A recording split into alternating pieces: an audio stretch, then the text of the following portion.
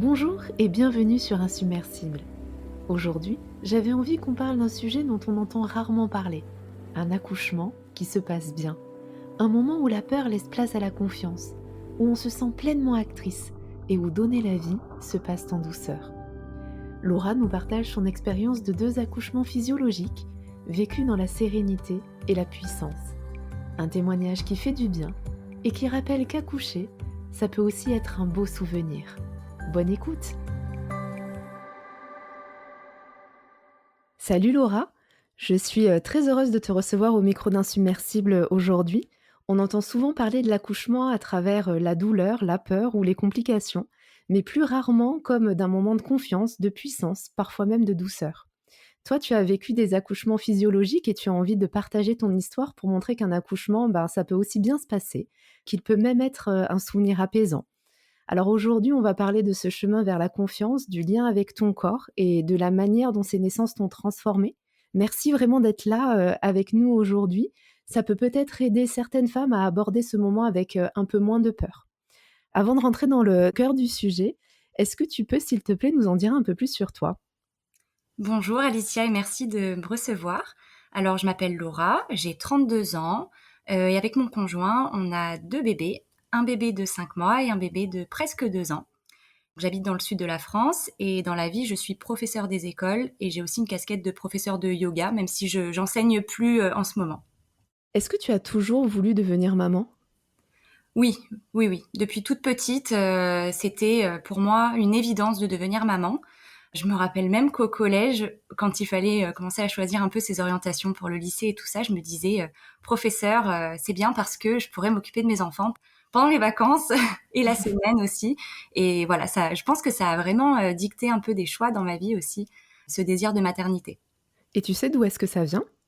Non, aucune idée. Vraiment, je saurais pas l'expliquer, mais pour moi, c'était vraiment une envie et une évidence. Je ne me serais pas vue sans enfant dans ma vie.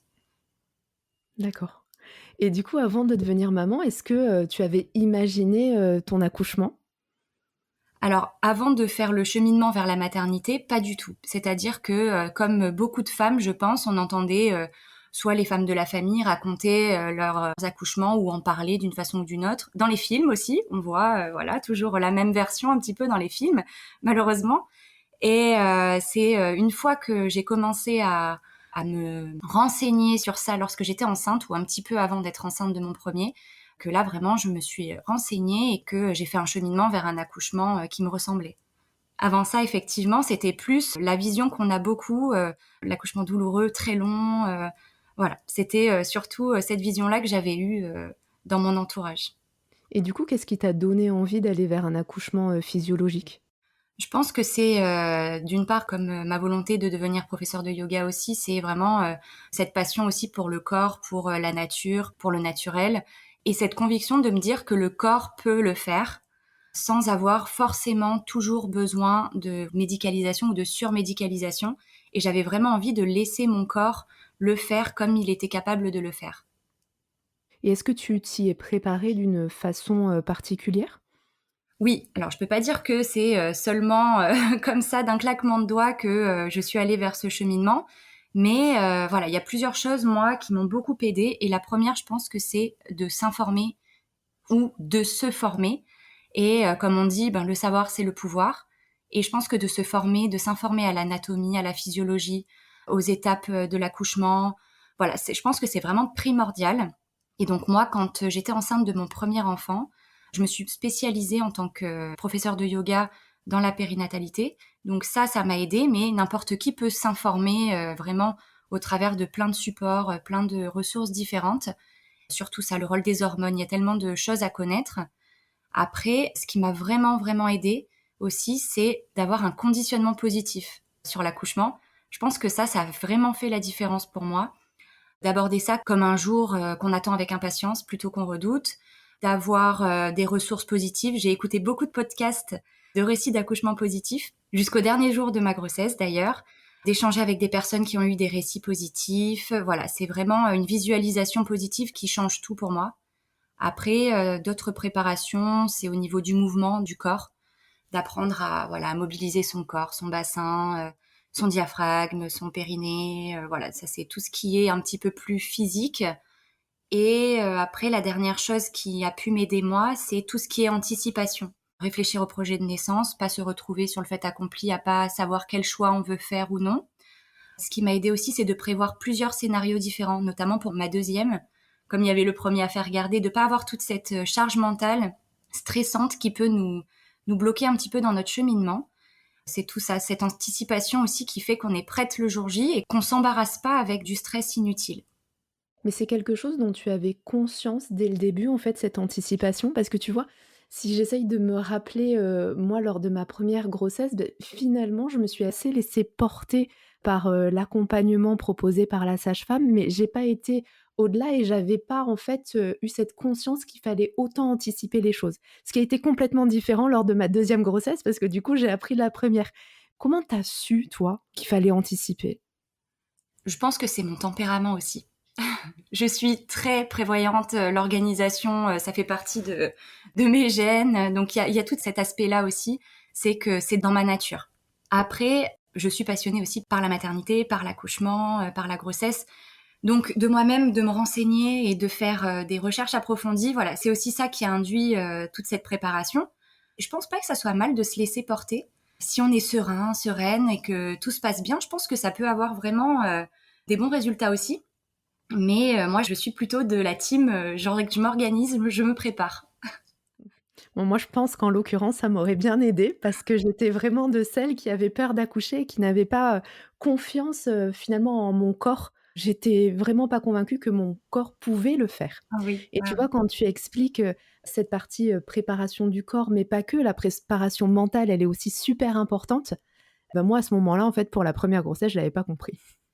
Alors moi, j'ai aussi des exemples dans mon entourage, hein. Alors pour moi, c'est vraiment 80 la tête, j'ai envie de dire, même si le Je corps, suis d'accord. c'est l'acteur.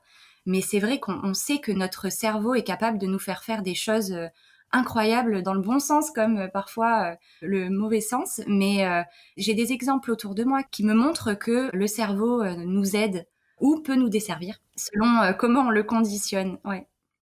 Est-ce que du coup, tu peux un peu nous partager, bah, ton premier accouchement? Comment est-ce que ça s'est passé? Quand tu fermes les yeux, là, maintenant, quelques années plus tard, bah, qu'est-ce que tu revois finalement? Qu'est-ce que ça t'évoque au niveau des émotions? De quoi tu te rappelles? Bah, alors au niveau des émotions, déjà, j'aimerais revivre ces 2 journées, plein de fois, plein de vraiment, c'est pas pour dire, mais vraiment, je regarde beaucoup les images de ces journées et j'aimerais vraiment y retourner parfois.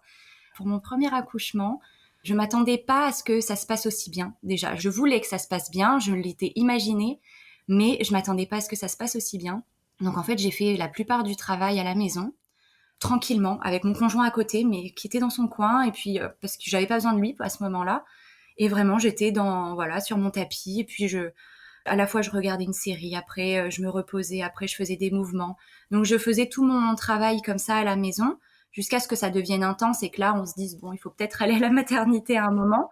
Et la sage-femme que j'ai appelée m'a dit oh, je pense que tu as le temps, ça va aller. J'avais rendez-vous à 14 heures, il me semble, je sais plus. Et donc je suis allée pour mon rendez-vous du monitoring en me disant bon bah je pense quand même que ça travaille, hein. Et puis je suis arrivée, j'étais à 6. Je me suis dit bon bah d'accord, arrivé à 6, mais j'avais aucune notion de si ça allait arriver dans 1 heure, dans 6 heures, le lendemain. Vraiment à ce moment-là, je sais à peu près qu'on dit parfois 1 centimètre par heure, mais bon, on sait que ça veut tout et rien dire. Et en fait, j'ai accouché, il me semble, 1 heure et demie après. Waouh! Mais à 6, tu arrivais encore à marcher? Tu avais pas des douleurs, insoutenables? Alors, pour ce premier accouchement, honnêtement, à 6, j'en menais quand même pas large. Le trajet en voiture, c'était compliqué.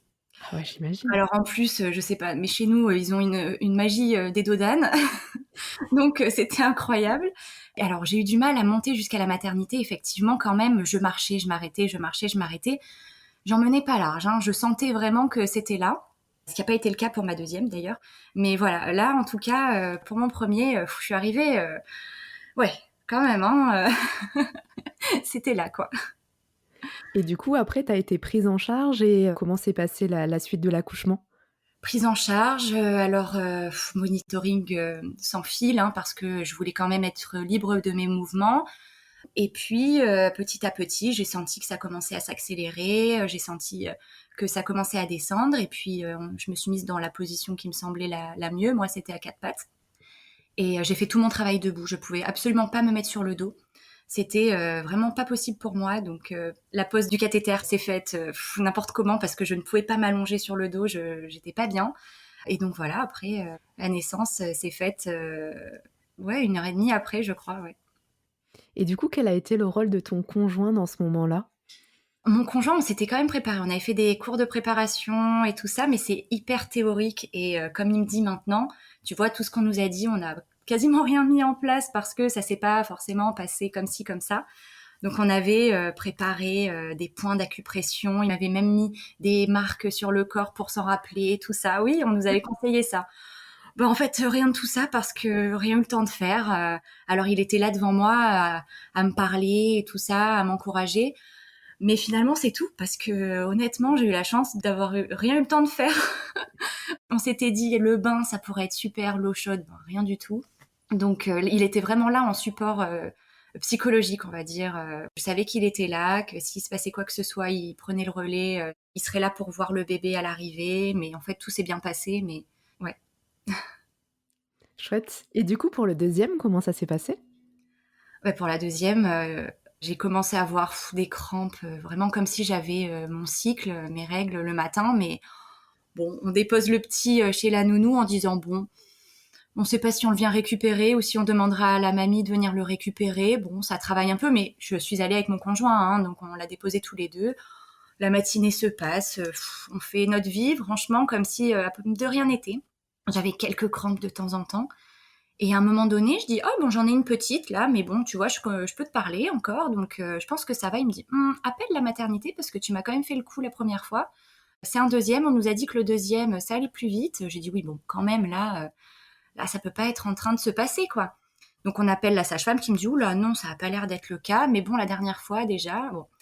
On la rappelle 1 heure après, elle me dit, là, quand même, je pense que tu devrais venir. Moi, j'ai 45 minutes de route parce qu'elle était d'astreinte. Donc elle me dit, voilà, je pense qu'on se met en route et puis on verra sur place. Et moi, j'étais pas très chaude parce que j'avais peur d'attendre des heures à la maternité. Je sais qu'on est mieux chez soi pour faire le travail et on n'est pas loin de la maternité, on a 15 minutes, donc je me suis dit, quand même. Donc je traîne des pieds, je vais à la salle de bain, je me lisse les cheveux alors que je ne le fais jamais. Bon, voilà, vraiment je traîne des pieds pour pas partir et on part à la maternité, on fait des vidéos dans la voiture. Vraiment, c'était à la cool. Je marche, ça va. Je marche correctement, on arrive, elle m'ausculte. J'étais à 9. Waouh! Et là, c'est le choc. Là, c'est le choc parce que je lui dis, mais comment? Non, mais c'est impossible. J'étais presque à lui demander de vérifier, mais c'est impossible. Et là, bon, ben, d'un coup, je sens que ça, voilà, ça descend, ça descend, ça descend. Et en fait, j'ai accouché 1 heure après. Voilà. Ouais, c'est incroyable, hein. C'est Ouais, beau, tu vois, d'entendre des récits comme ça. Aussi, en fait, c'est possible. ouais, ouais. Tu vois, moi qui ai vécu plutôt des accouchements, un peu plus compliqués, tu me fais rêver, en fait. Mais comme me dit mon conjoint de temps en temps, il me dit, mais heureusement que je t'ai dit de partir parce que... Et la sage-femme m'a dit, là, t'étais pas loin d'accoucher dans la voiture ou à la maison avec tes bêtises. Sauf que lui, il a su, je sais pas comment, il a su. Et moi, non, sur le moment, ça me paraissait tellement loin, tellement léger. Alors, je monitorais. Moi, je sais que parfois, on nous dit qu'il faut pas monitorer les contractions, que ça peut bloquer le travail. Alors moi, au contraire, ça me rassurait. J'aimais bien faire ça. Et en fait, sur mon application, il y avait faible, modéré ou intense. Et j'étais dans le faible, dans le faible, dans le faible. Et je disais, je peux pas mettre modéré parce que quand ça va être modéré, je vais mettre quoi? Et après, quand ça sera intense, je vais mettre quoi? Donc j'étais dans faible, faible. Donc c'était incroyable. Et ce qui est marrant, c'est que la veille, j'ai écouté un podcast d'une nana qui avait eu à peu près le même scénario. Et en fait, bon, elle a couché dans l'allée de son jardin. Et elle était pas du tout dans la sensation d'accoucher tout de suite. Et elle pensait qu'elle avait le temps. Et puis bon, elle a accouché devant sa maison. Et apparemment, c'était incroyable aussi. Mais moi, j'ai été jusqu'à la mater. Ah, c'est fou, hein. Mais de manière générale, tu es plutôt résistante à la douleur? Et tu as une bonne connaissance de ton corps? Parce que je me dis ça, c'est peut-être en fait, aussi, une combinaison qui fait que ça peut se passer comme ça? Bon, il y a peut-être pas de raison, hein, tu vois? Je cherche une raison, mais peut-être qu'il y en a pas, hein. Je pense qu'effectivement, je suis quand même à l'écoute de mon corps. J'ai été quand même sportive pendant longtemps. Je sais pas. En tout cas, j'ai une résistance à l'effort. À la douleur, je sais pas parce que j'ai pas dans ma vie eu des douleurs, des blessures, des traumatismes physiques qui m'ont testé à la douleur, hein.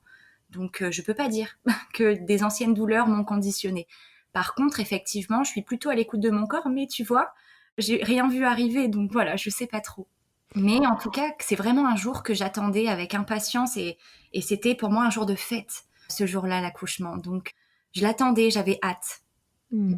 Voilà, je sais pas si ça aide, mais je pense que oui quand même, Ouais, intimement. je suis assez d'accord. Je pense que le conditionnement mental, il y est aussi pour beaucoup.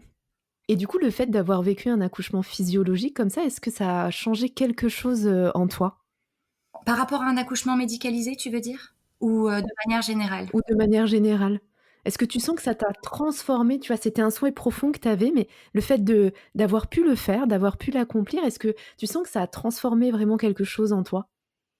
Alors je peux pas cacher que j'en suis extrêmement fière et je pense qu'effectivement ça donne confiance en soi, on se dit voilà, on a été capable de faire ça, même si des millions de femmes l'ont fait avant nous, hein, mais on a été capable de le faire et de le faire sans avoir passé une mauvaise journée, on va dire.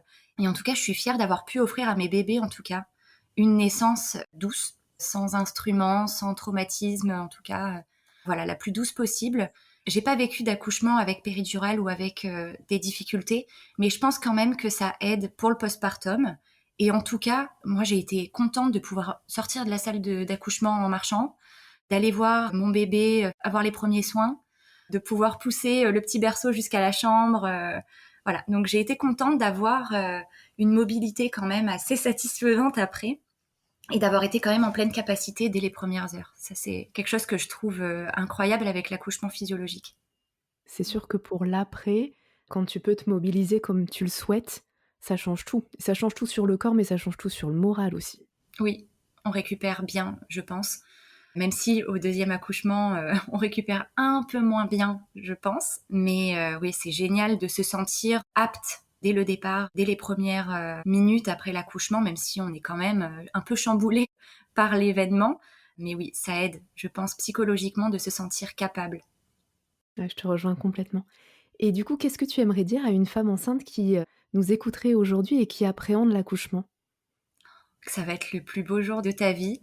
Vraiment, c'est voilà, on peut pas nier que c'est un effort physique, un effort mental, oui, qu'il y aura un petit peu de douleur, mais pas de la souffrance si on gère bien. Voilà, c'est vraiment une différence que je me suis faite entre la douleur et la souffrance. C'est une douleur qu'on oublie dès les minutes après l'accouchement, on se souvient plus. C'est pas une douleur qui reste.